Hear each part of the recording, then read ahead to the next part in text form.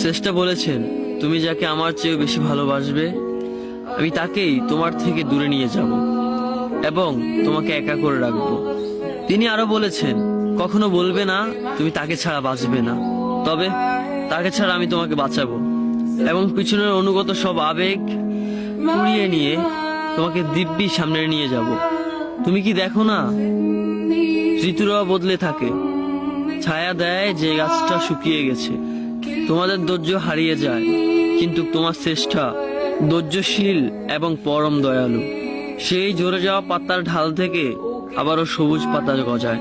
তুমি দেখো না তোমার শ্রেষ্ঠার নিদর্শন, যে মানুষটাকে তুমি নিজের অংশ ভাবতে সেই মানুষটাও একদিন অচেনা হয়ে যায়, তোমার মন ভেঙে যায়। এমনকি তোমার বিশ্বস্ত বন্ধুরাও স্বার্থ পুড়িয়ে যাওয়ার পর বিশ্বাসঘাতকে পরিণত হয়। তুমি কি তা দেখো না? যে মানুষটাকে নিজের জীবনের চেয়েও বেশি ভালোবাসতে সেই মানুষটাও প্রতারণা করে। তবে তুমি কেন চেষ্টার বিমুখ হয়ে মানুষকে ভরসা করো? অদ্ভুত এই পৃথিবীতে, যখন তুমি ভাবো এটা হবে না কখনোই, কিন্তু কিছুক্ষণ পর সেটাই হয়। সেটাই হবার নয় কি? তুমি বলো আমি পড়বো না, অথচ তুমি পড়ো।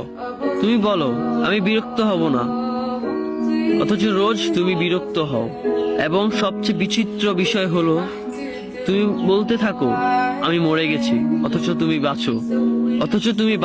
তোমার চেষ্টা তোমাকে বাঁচায়, তোমার চেষ্টা তোমাকে বাঁচিয়ে রাখে। তো শুকরিয়া আদায় করো তোমার সেই সৃষ্টিকর্তা মহান রব্বুল আলামিনের উপর।